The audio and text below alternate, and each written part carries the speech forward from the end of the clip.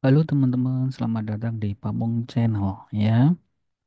Oke teman-teman, sebelum dimulai, jangan lupa teman-teman untuk subscribe, comment, like, dan share video-video yang ada di Pamung Channel supaya Pamung Channel ini memberikan manfaat dan bisa berkembang dan memberikan manfaat yang sebesar-besarnya ya bagi teman-teman. Oke, nah eh, pada hari ini tanggal 7 Mei ya 2025 di rekrutmen Polri khususnya di Bintara sedang berlangsung pengetahuan umum. Nah, ini saya menyiapkan untuk yang besoknya ya, besok tanggal 8 kalau nggak salah ada yang sudah tes untuk tes wawasan kebangsaan ya. Nah, jadi langsung saja teman-teman untuk kita bahas beberapa soal. Nanti satu soal coba teman-teman jawab di kolom komentar, oke? Nah, kita bahas dari soal yang ini teman-teman. Salah satu contoh nyata yang menunjukkan bahwa persatuan dan kesatuan dapat mendorong kemajuan ekonomi adalah, oke,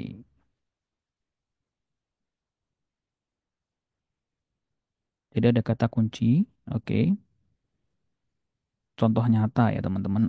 Ada persatuan dan kesatuan, kemudian ada ekonomi. Nah, itu jadi kata kuncinya seperti itu teman-teman. Kalau menjawab soal-soal TWK, kita harus mampu menemukan kata-kata kunci, oke. Yang A, meningkatkan jumlah pengusaha asing yang berinvestasi di Indonesia. Oke, ini kan untuk yang apa namanya? Ekonomi ya teman-teman. Tapi kalau untuk persatuan kesatuan apakah bisa? Belum tentu ya. Jadi ini enggak ya. Sebentar. Yang A ini bukan. Kita coret dulu. Stabilitas politik yang menciptakan iklim investasi yang kondusif. Oke. Nah, jadi yang jawabannya yang B ya teman-teman. Jadi ada stabilitas politik.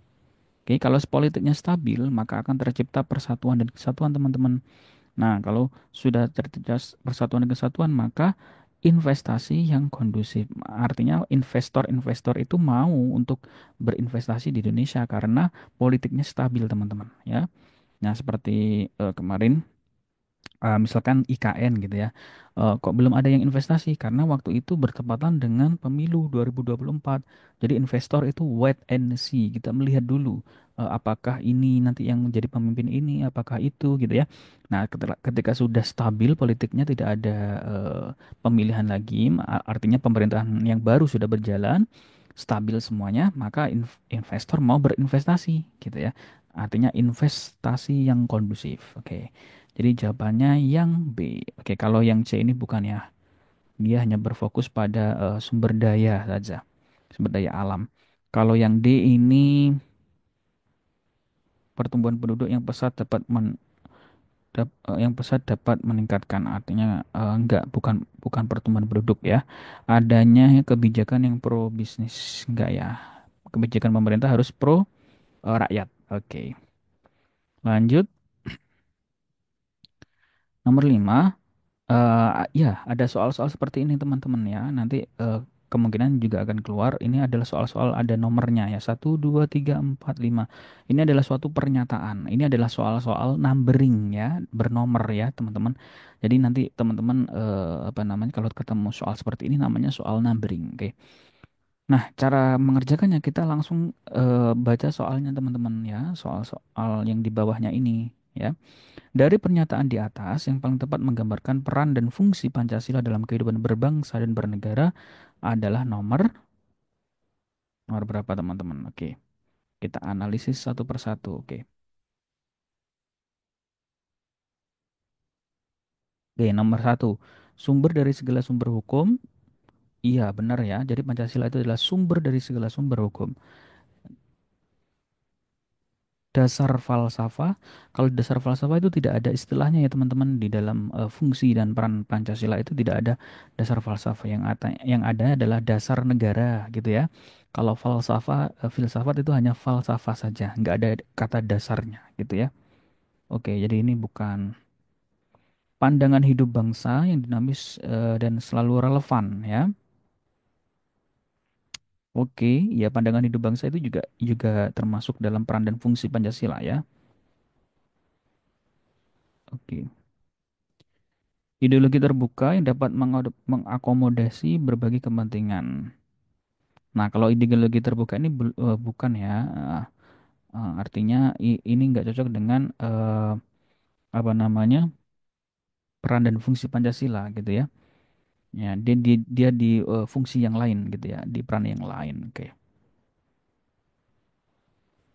Pancasila tidak dapat mengakomodasi semuanya ya, tapi Pancasila adalah berasal dari apa namanya nilai-nilai yang ada di dalam kebudayaan rakyat Indonesia gitu ya. Jadi berdasarkan memang Bung Karno itu menggali nilai-nilai yang ada di diri bangsa Indonesia, kemudian dari hasil galian itu kemudian muncullah 5 butir Pancasila tersebut ya. Oke, nah yang kelima ini sarana pemersatu bangsa ya benar ya. Jadi dia termasuk sarana pemersatu bangsa. Jadi jawabannya yang mana? Yang C ya teman-teman 135. Oke.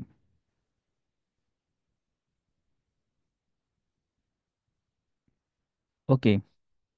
Nah, kalau ada soal seperti ini, seorang anggota MPR berpendapat bahwa kewenangan MPR yang baru setelah amandemen Undang-Undang 19 Undang-Undang Dasar 1945 belum cukup efektif dalam menjalankan fungsi pengawasan terhadap pemerintah.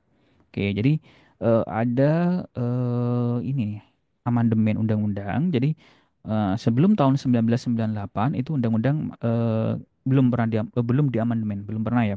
Kemudian setelah reformasi Orde Baru runtuh, kemudian digantikan oleh reformasi. Nah, itu mulai tuh di amandemen gitu ya, tapi tidak mengamandemen pembukaan, tapi mengamandemen batang tubuh ayat dan pasal gitu ya. Salah satunya adalah fungsi MPR ya. Untuk meningkatkan efektivitas pengawasan, ingat kalau mengawasi MPR gitu ya, langkah yang paling strategis, ingat langkah yang paling strategis itu apa? Nah, coba teman-teman jawab di kolom komentar nanti beserta dengan alasannya ya. Apakah A, B, C, dan E. Oke. Itu saja dari saya. Selamat belajar teman-teman. Kalau mau untuk sharing bisa klik link di kolom komentar. Nanti kita akan eh, berbagi bagaimana cara mengerjakan wawasan kebangsaan. Oke, teman-teman bisa nanti klik link di kolom komentar untuk bergabung dengan Pamong Channel. Terima kasih.